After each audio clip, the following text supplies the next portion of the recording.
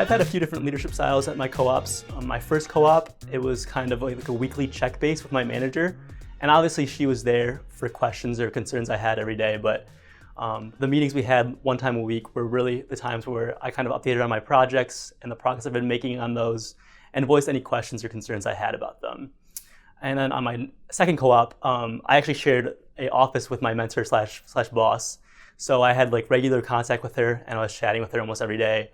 And both those styles really work. It just really depends on how you go about it. So if you understand that the style is set early, let's say you know that your manager will only be meeting with you once per week, or you have to go to her for help. You're going to kind of set up your activities each week around that weekly meeting. You're going to make sure everything's done and you've made as much progress as you can before that weekly meeting. And then you have any concerns or questions throughout the week, you're going to write those down and make sure they're noted somewhere when you go to that meeting. You'll be more prepared to talk to her. And then when you have like a day-to-day operations thing, when you're meeting with your mentor or your boss, it kind of just flows better. You're talking to them every day and they're more engaged in some of the projects you're working on. So I definitely preferred like the day-to-day meeting style just because I felt like my mentor was there and more available and more responsive when I had problems or I had any questions. But I definitely could see both styles being apparent in any co-op or any company you go to. So like on co-op, I get to work with a lot of different, managers, people in different areas, different like parts of engineering, which is cool. A lot of the times when you're going into co-op, like your manager is like, as awesome as it be just for them to be able to be your manager and like they're leading you through the whole process, that's their full-time job too. So I think I experienced like two managers who had great, not like it was like they delegated very well. Like I think that from the beginning, they kind of presented me what my projects were, and we set up times every week, and we were very like strict with like when we were meeting every week, and having discussions about my progress on the project, and all that. But I think for the most part, like they were not micromanaging me at all. They gave me so much creative freedom, and anytime I'd come to them with an idea, they'd be like, "That's great. Like these are the resources I can give you to keep going with that, or if you want to have like this idea, or like if I'd hit a roadblock, they'd be like, well, what if you kind of went in this direction?" They wanted to see what I could do on my own before they would interfere and be like, well, this is what we think you should do. Because I think that it just showed that they had confidence in me, which I think helped me have confidence in myself. Like letting me kind of take the reins on my projects and like go in the directions I felt were best, I think helped me develop so much confidence that like that type of leadership is like definitely one that I thrived under, and I feel like I was able to accomplish a lot. My supervisor was a little bit more hands-on with me. I mean, first time co-op, I didn't know very much.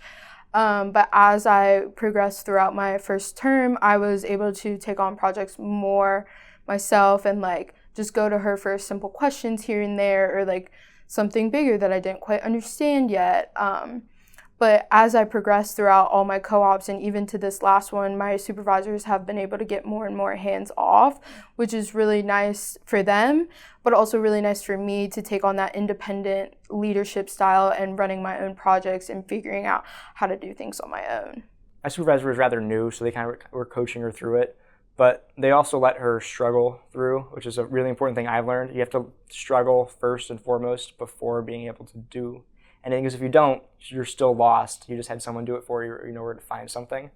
On my second co-op, the overall manager of my building was rather overbearing, because she had been in the production engineer's shoes for a few years before she had a promotion, so she knew everything that went on. She just had extra responsibilities, and that kind of got overbearing from what I could see. Just you always had important questions that when you maybe didn't have time to go through them, they still asked them, and it just was kind of hard to explain something when they know intimately what's going on and you're still learning.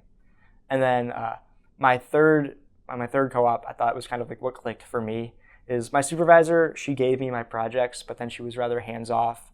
I was kind of autonomous from her, and I would check in every week.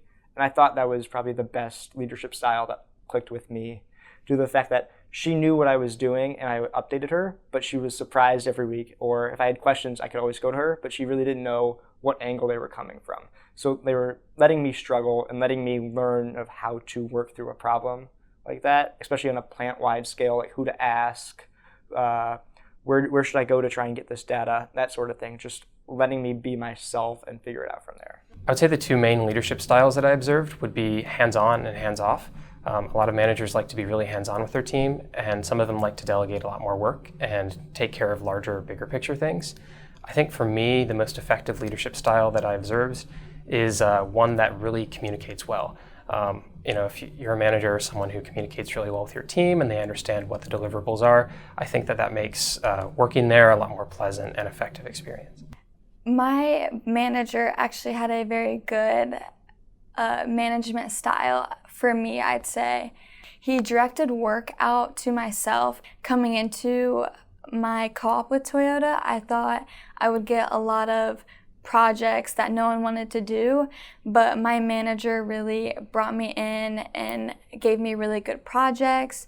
My manager was very detail-oriented, and that reflected on me as a co-op to be detail-oriented. So in my projects, that was very important to me because he reflected that on me.